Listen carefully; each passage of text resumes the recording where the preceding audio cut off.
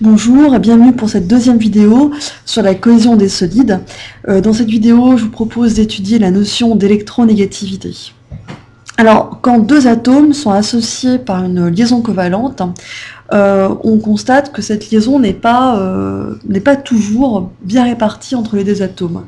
Je m'explique, certains atomes ont davantage d'affinité avec les électrons que d'autres atomes, et c'est ainsi que le double liant d'électrons, qui constitue donc les liaisons covalentes, se trouve davantage délocalisé sur un atome plutôt que sur l'autre. Donc ainsi, le chimiste va définir une grandeur qu'on appelle l'électronégativité, qui va rendre compte de cette capacité d'un atome à attirer vers lui un doublé d'électrons d'une liaison covalente. Alors, il ne s'agit pas de connaître par cœur les valeurs chiffrées, on va surtout voir comment évolue cette valeur dans le tableau périodique.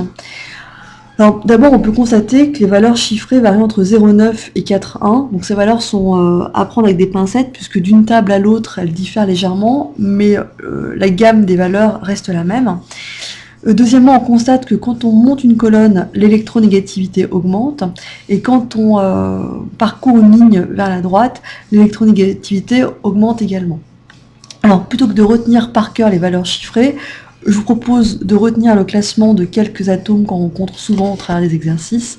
Hydrogène et le carbone, souvent considérés avec des électronégativités assez proches, ce qui n'est pas toujours judicieux, mais bon, dans l'ensemble des exercices, c'est plutôt le cas. Et puis l'azote, qui a une électronégativité comprise entre celle du carbone et celle de l'oxygène. Et puis le fluor, qui a une électronégativité plus forte que les atomes précédents.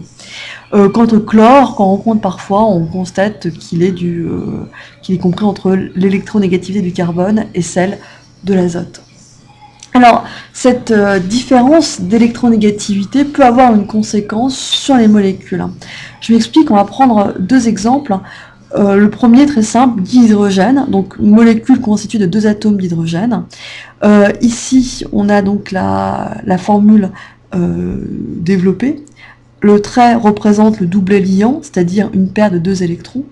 Et puis donc ici, on a les petits sphères noires qui qui symbolisent les atomes d'hydrogène.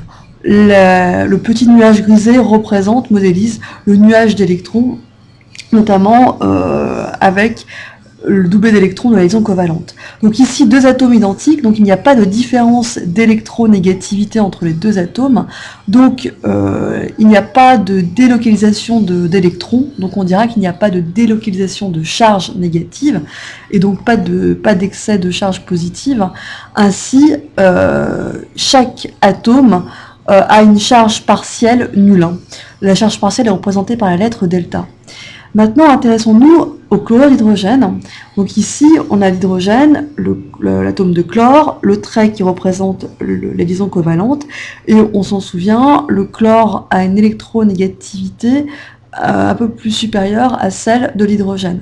Donc qu'est-ce qu'on constate? On constate que le nuage électronique, le nuage d'électrons de la liaison covalente est davantage délocalisé sur le chlore. Donc c'est comme si localement le chlore avait un peu plus de charge négative que l'hydrogène. Et donc, par conséquent, l'atome d'hydrogène a un petit défaut de charge négative localement, autrement dit un excès de charge positive.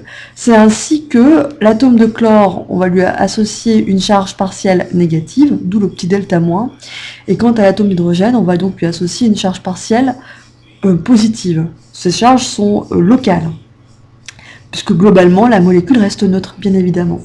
Donc ce type de liaison covalente, ici, elle est un petit peu différente par rapport au cas de la molécule d'hydrogène. Dans les deux cas, on a affaire à une liaison covalente, mais dans le cas de HCl, la liaison covalente sera qualifiée de liaison polaire.